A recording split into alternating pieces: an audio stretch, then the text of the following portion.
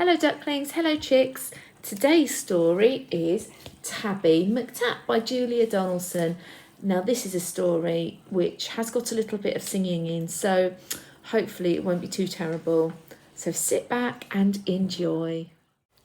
Tabby McTat was a busker's cat with a meow that was loud and strong. The two of them sang of this and that, and people threw coins in the old checked hat, and this was their favourite song. Me, you and the old guitar, how perfectly, perfectly happy we are. Me, you and the old guitar, how perfectly happy we are. One morning while Fred ate some bacon and bread, McTat took a stroll round the block, then stopped, for there on a doorstep sat a gorgeously glossy and green-eyed cat. She was black with one snowy white paw. Sock and McTat had a cat-to-cat chat, and that's how their story began. For while they were chatting of this and of that, a thief had his eye on the old checked hat. He eyed it, he snatched it, he ran. The busker gave chase, but he tripped on a lace, and crash, in a flash he was down. He broke his leg, and he banged his head, and he ended up in a hospital bed in a far-away part of town. "Goodbye," McTat said. "I must get back to Fred." But where had the busker gone? The sun went down, and the sky grew black. The stars came out, but he didn't come back. McTat lingered on and on. A week later, Sock took a stroll round the block and found her new friend looking thin.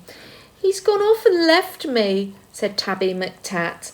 Then Sock said, "My people, Prunella and Pat, would gladly find room for a fine tabby cat." She was right, and they took McTat in. Next morning, old Fred left his hospital bed and found his way back to the square. But a brass band stood where the pair once sat, and the band played this and the band played that, and Fred looked all round for his loud meowed cat, but Tabby McTat wasn't there.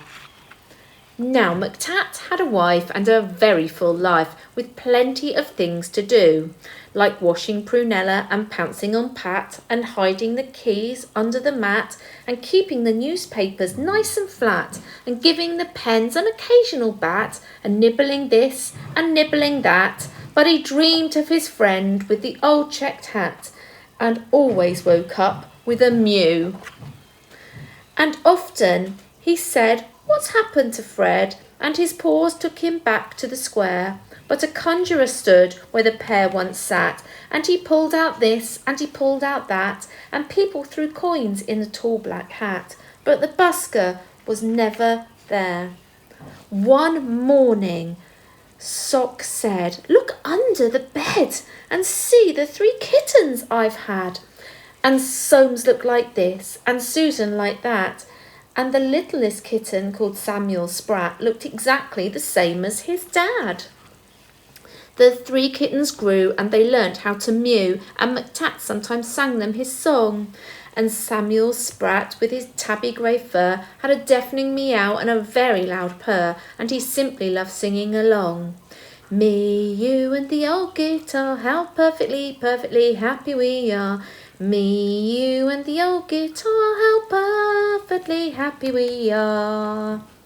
When Susan and Soames found a very good homes, their parents were happy and proud. There was one home like this and another like that, but nobody wanted poor Samuel Sprat. They all said his voice was too loud. Now Tabby McTat was a home-loving cat, but he couldn't stop dreaming of Fred. And one day he called for his wife and his son, and he told them, "There's something that has to be done. I must go and find him," he said. So up and down and all over town he wandered a whole week long, for many a morning and afternoon, by the light of the sun and the light of the moon, till he heard a familiar song. "Just me and the old guitar, if I had a cat I'd be happier far. Just me and the old guitar. With my cat I'd be happier far. It's Tabby McTat. He's my long-lost cat. Old Fred was ecstatically glad. Then the two of them sang of this and that, and people threw coins in the new checked hat. But why did McTat feel sad? He was missing his wife and his comfortable life, and the dozens of things to do, like washing Prunella and pouncing on Pat, and hiding the keys under the mat, and keeping the newspapers nice and flat, and giving the pens an occasional bat. But how could he tell the busker that? Then out from the shadow sprang Samuel Sprat. "Oh, please let me be the busker's cat," he said with a deafening mew. Now Samuel Sprat is the busker's cat, with a meow that is loud and strong. The two of them sing of this and that, though Samuel sings a little bit flat, and people throw coins in the old checked hat, and this is their favourite song. Me, you and the old guitar, how perfectly, perfectly happy we are. Me, you and the old guitar, how perfectly happy we are. Oh, children, I hope you enjoyed that. Thank you for listening, and I look forward to reading you another story tomorrow. I wonder which one it's going to be. Until then, have a lovely evening. Take care. Bye.